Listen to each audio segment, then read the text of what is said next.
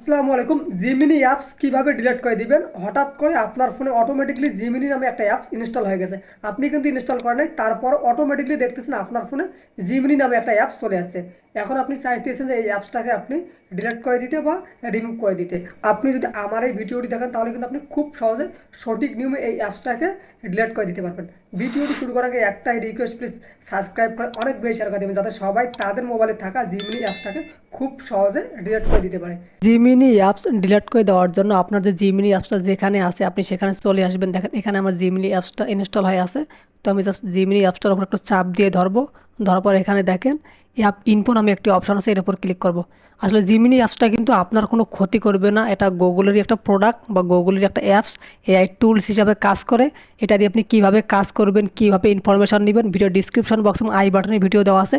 এটা দেখে কিন্তু আপনি খুব সহজে জিমিনি থেকে চ্যাট জিটিপির মতো যে কোনো ইনফরমেশান নিতে পারবেন। তারপর এখানে দেখেন আনইনস্টল নামে একটি অপশন আছে, এরপর একটা ক্লিক করে দিবেন। ক্লিক করে দেওয়ার পর আপনি ওকেতে দিবেন। তাহলে কিন্তু আপনার জিমিনি অ্যাপসটা ডিলিট হয়ে যাবে বা আনইনস্টল হয়ে যাবে। আর কিন্তু আপনার জিমিনি অ্যাপসটা আপনার ফোনে থাকতেছে না। পরবর্তীতে আপনি ব্যবহার করতে চাইলে প্লে স্টোর থেকে জিমিনি অ্যাপসটাকে আপনি ইনস্টল করে নেবেন। ধন্যবাদ সবাইকে।